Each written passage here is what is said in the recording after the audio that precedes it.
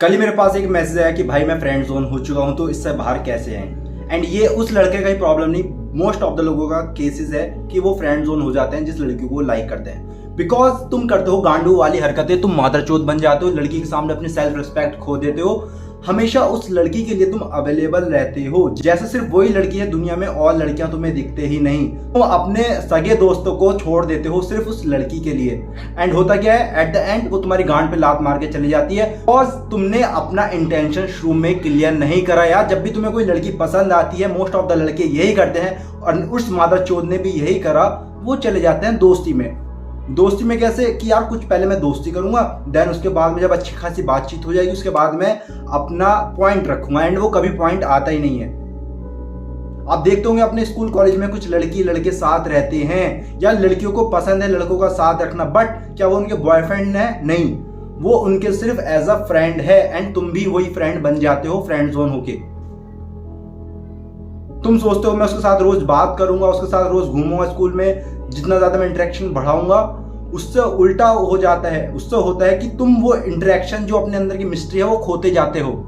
And होता क्या है, तुम सोचते हो पहले मैं इससे दोस्ती बनाता हूँ, तुम दोस्ती बनाते हो 3 महीने तुम नहीं बोल पाते, तुम सोचते हो यार मुझे रिजेक्ट कर देगी, कहीं अभी एक अच्छा टाइम नहीं है, अच्छा वक्त नहीं है, ऐसे ऐसे टाइम बढ़ता जाता है। एंड एक दिन आता है तुम उससे जाके कहते हो आई लव यू।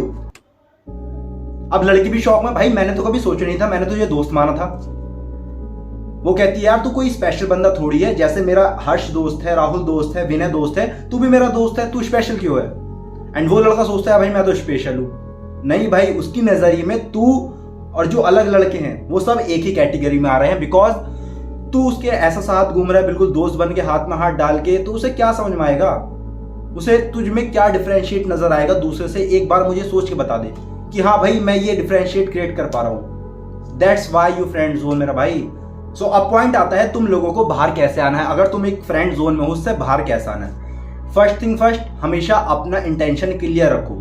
यार जब भी मुझे लगता है किसी लड़की पे क्रश आ रहा है, मैं अपना शुरू में इंटेंशन क्लियर कर देता हूँ कि यार तू मेरे साथ डेट पे चलेगी क्या, मेरे साथ आउटिंग पे चलेगी? तो उससे एक इंटेंशन क्लियर होता है। एंड आप क्या करते हो, आप बनाते हो दोस्त, कि पहले दोस्त बनाएंगे, रोज बातचीत करेंगे।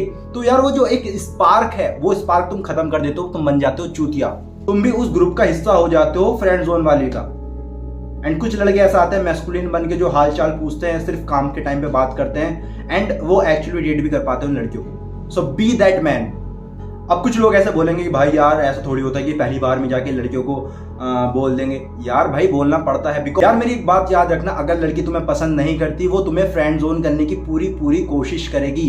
क्योंकि यार प्यार अगर दोनों तरफ से हो रहा है ना तभी हो सकता है। अगर तुम लगे पड़े हो तो कभी प्यार हो ही नहीं सकता। 1 साल गांड मार लेना, 2 साल गांड मार लेना, कभी वो फीलिंग नहीं आएगी। तुम उसकी फर्स्ट चॉइस थे ही नहीं कभी, तुम सिर्फ अपने ख्याली पुलाव में जी रहे हो। सो उस ख्याली पुलाव से बाहर आओ। एंड शुरुआत में ही जो मैंने बताया, अपना इंटेंशन क्लियर करो।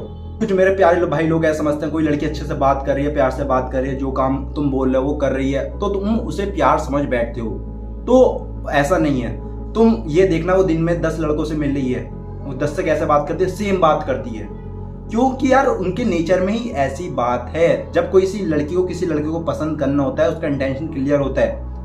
अब तुम तो जाके सिर्फ गांड मारो, उसे इंप्रेस करने की पूरी कोशिश कर रहे हो, तो ऐसे नहीं होगा। सो अकॉर्डिंग टू मी, अगर तुम्हें फ्रेंड जोन से बचना है या हो चुके हो तो कैसे बाहर आना है?